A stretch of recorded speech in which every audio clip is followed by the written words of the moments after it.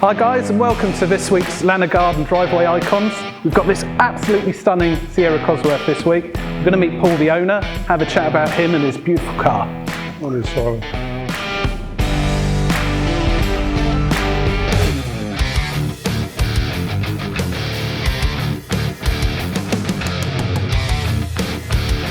So Paul, we're sat in your beautiful Sierra Cosworth on these very luxurious Recaro seats. Can you tell us a little bit how you came to own this legendary car? Well, it happened, I lived in Hertfordshire and my son came home one day and he says, Paul next door selling his Cosworth, can we buy it? And in my opinion, it was $7.5 grand. Yeah. And we did. He paid roughly half. I brought him out since that. But it's an iconic car. I love the car. Don't like Fords, but I've owned two Ford Cortina GXL. But if I want to go out and turn the head, this is the car. This is the one to do it in. Everybody, oh look at that, it's a Cosworth, and everybody says, I've got one, or I know somebody who had one. There was only 1,800 ever sold in UK. Yep. So how many are left? Who knows? I mean, they've reached a legendary status, Yes, haven't they? yeah.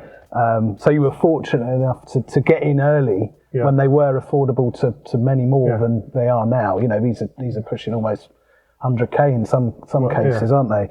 And there's tons on YouTube about it. But I think if we, learn from an owner's perspective, what it's like to have one, and to run it and to enjoy it, and all the little, if you bump into people at certain times. Yeah.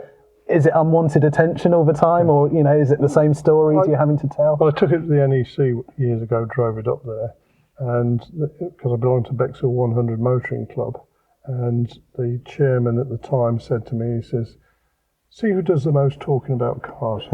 He said, "You beat it, everybody hands down, because everybody wants to know about the Cosworth." Well, lucky I'm comfortable then, isn't it?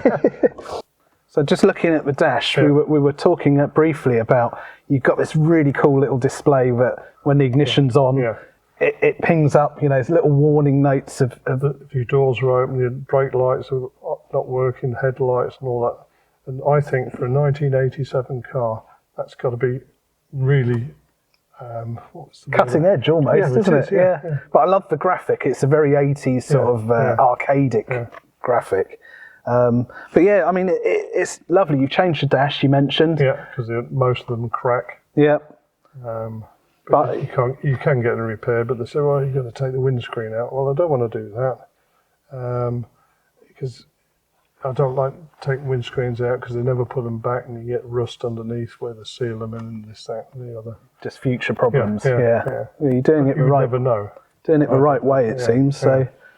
Okay, well, if we hop out and we'll have a look under the engine bay, because I'm sure everyone wants to see the business end of it. See the block.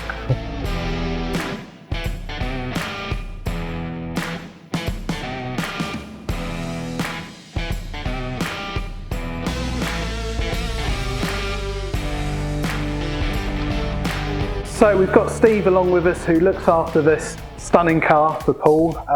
Can you talk us through a few of the jobs you've done over the years? Yeah, we do the maintenance, we've done cam belts, we've done servicing over the years. We check it through mechanically every year if it's MOTs. And we've also done quite a bit of welding on the car, on the rear arches up in the lower corners. Right. Where it failed its MOT 4 or 5 years ago, I believe.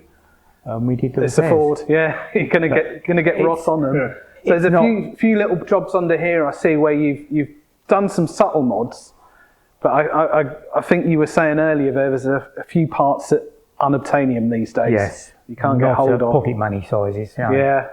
So it's sort of leaning more towards a usable car rather than a pristine show car, which I prefer. I think a bit of dirt on the rocker cover is quite a nice thing to see. So you're running about 320-ish brake now? Well, they left the factory at 205. Yeah. And there has been a modification on it, and the last time it was tested was 320. So a little sprinkling. Yeah. I know you can wind these up to a lot more, can't you? But I've seen over 500. Yeah. Somebody tuned how far can they go I think it was over 500. Kind of goes with the car, doesn't it, almost, you know. But for a road car, it's going to be spot on, isn't it? Yeah. That's why I enjoy driving it.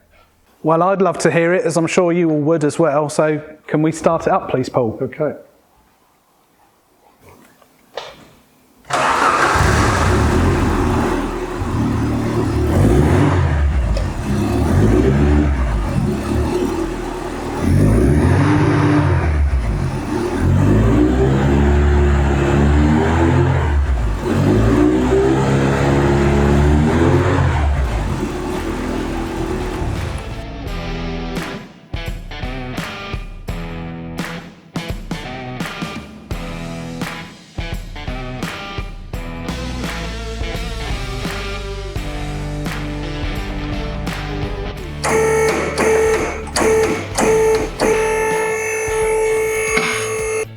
So Paul, we're underneath this gem of a car. Probably not a view you've had too often at this height. It's probably about 3 years ago since I've had a good look under it. Yeah. I mean, it's looking straight and very well cared for. So, you know, it's as good underneath as it is on top, which is always, you know, nice to see. We can see a few little mods here, like the rad's been done to an alley, upgraded the rad, non-standard exhaust. Yeah. Few bits and bobs that just sort of probably make it a little bit more characterful. Well, the exhaust was on it when I bought it, so it's doing well, isn't it? So steel exhaust. So in terms of corrosion, you know, you're going to get it with bare metal. Yeah. We've got wishbones and stuff here that are just, you know, lower control arm, just starting to show a little bit. So you know, this product is good because it's clear, so you can still see the condition of what's underneath. But it's being enclosed and encased, so it's good. You know, the guys here have done a jet wash on it. It's had an overnight drying, so there's no moisture there that's going to be trapped within. Yeah, really nice to see it being cared for underneath. You know, you've obviously got someone on your back, you know, caring for you.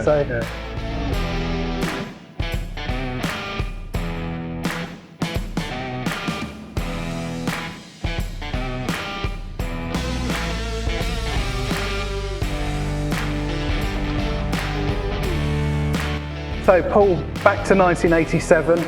Seems a long time ago now. It was a long time. Yeah. What were you up to back then? Well, in '87, I was just about to join the Foreign Office because I wanted to go to America. Yeah. I thought it was easier or better for me to go, somebody pay me to go than a 2-week holiday. And within 4 years, I was in Washington, DC. Shrewd man with his money. This is why we're under this one, I think. Yeah. And I was there for 3 years, came back, and I was also in NATO Brussels for 3 years. Oh, cool. When the wall came down. Right. Oh, wow. Yeah. So that was interesting. First-hand history then. Yeah. You've lived a life then. Well, that's what people say, but it's my life. Yeah. To me, it wasn't anything just different. your perception of life, isn't it? Yeah. And people say it is an interesting life.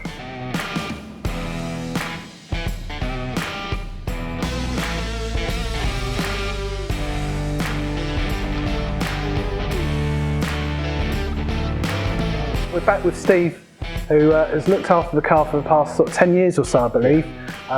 Obviously done a very good job, top and bottom, because it's looking, you know, shiny as a penny. So you've not used Lanoguard before? No, I haven't used Lanoguard. So it'd be quite interesting today to see how you do a lot of restoration work. So you're in the trade, you've got your own business. So be quite interesting to see how you feel about applying it. So literally, it's a case of just point and squirt. So I'd start one side, all the way down, go the other, all the way down, and then if you turn back, walk back the other way, you'll see all the bits you miss. So you know, pretty much common sense, and try and avoid the brakes with something with 330 odd brakes. So so literally, I'd start from the chassis, doing a mist spray, hitting the subframe. Smells nice, doesn't it? Yes, it's got a very nice smell. Better than me.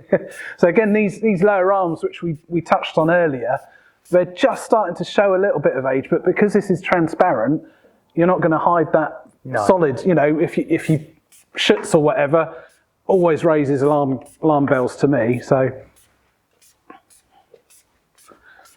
the product is very environmentally friendly. Very much so. It's a natural product. It goes on well. You know, it doesn't sting, doesn't hurt your eyes or your hands at all. Great coverage because it's in such a fine mist. You know, you can pump away until you run out pretty much.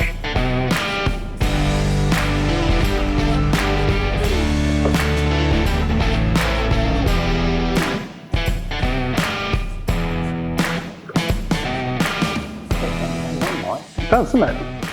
And it's quite a uniform finish, so I think when you can see where it's been, but also, you know, give it 5 minutes, you can tell where you've missed. So, because it's quite liquid, isn't it? Yeah, very much so. But again, that helps with it going on, I think. You know, you haven't got this sort of temperature-related sort of, you've got to be in a certain band with certain products. Just seems to work from the gun. So it's messy. Oh, it's messy. Yeah, it's good for you. Yeah, But you won't go rusty. no, we won't rust, will we? So we're going to finish Lanoguard in the underside of this beautiful Cosworth.